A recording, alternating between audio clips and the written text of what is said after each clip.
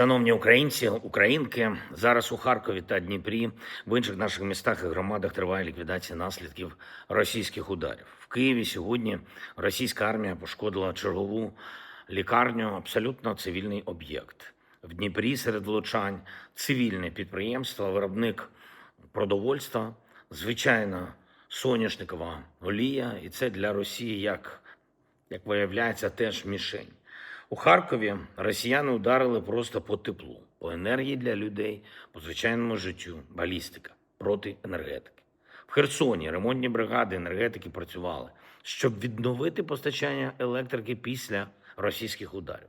І це все свідчить тільки про те, що Росія не сприймає реально всерйоз дипломатичну роботу, яку з нею намагаються вести цивілізовані країни. Росія затягує війну, намагається завдати Україні якнайбільше шкод. Їхня стратегія незмінна. Наша стратегія захисту життя буде посилюватись. Вже це робимо. Перше, вчора і сьогодні я провів зустрічі з працівниками Служби безпеки України. Вдячний Василю Малюку за сильну бойову роботу, за асиметричні операції, які він вміє робити. Саме такими операціями Василь і буде займатися надалі. Ми обговорили з ним цю роботу. Повна політична підтримка наших асиметричних дій проти Росії у СБУ є. Євгеній Хмар, людина досвідчена, саме його зараз призначено тимчасовим виконуючим обов'язків голови Служби безпеки України. Хмара очолює Центр спеціальних операцій СБУ. Говорив також з Денисом Килимником, першим заступником керівника Альфи. Він один з тих, хто завдає саме тих ударів по ворогу, які росіяни відчувають, які додають українцям мотивації. Говорив з Василем Козаком, полковником СБУ.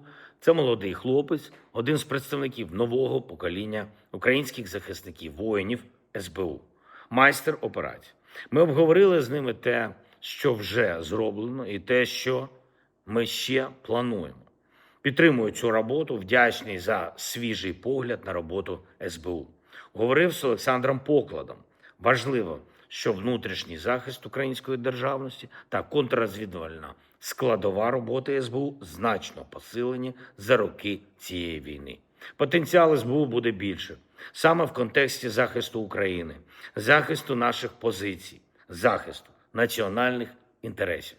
Я дякую всім, хто працює саме так. Будуть подальші кадрові рішення. Сьогодні ж була важлива розмова з Михайлом Федоровим. Він представив формат оновлення в Міністерстві оборони України. Які мають бути пріоритети, які рішення нам потрібні. Звісно, має бути ще більше технологічності, і це основне завдання для міністра. Саме більшою технологічністю маємо протистояти російському намаганню зробити цю війну безкінечною. Протидіємо на рівні нашого сектору безпеки, СБУ, розвідка, інші наші елементи безпеки також і на рівні сектору оборони. І саме в Міністерстві оборони ключ до більшої стійкості України та початок змін всієї структури захисту, включно з армією. Конкретні речі вже зроблені, очевидно, працюють ефективно. За грудень 35 тисяч знищених окупантів, це підтверджено на відео. За листопад було 30 тисяч, за жовтень 26 тисяч знищених окупантів. Зростання цих показників – це наслідок правильних рішень. Саме таких рішень має бути більше. І кожне правильне рішення у сфері оборони береже життя наших українських воїнів. Було сьогодні багато міжнародної роботи. Готуємось до зустрічі в Європі на цьому тижні. Звісно, в комунікації також з командою президента Сполучених Штатів Америки. ППО для України, підтримка для України. Це завдання щоденне. І щодня ми маємо давати цей результат. Будуть нові рішення заради нашої держави. Українська переговорна команда працює 24/7. Сьогодні була доповідь міністра закордонних справ України Андрія Сибіги. Я доручив йому значно активізувати реалізацію всіх наших домовленостей з партнерами. Минулий рік дав Україні багато угод, багато позитивних документів.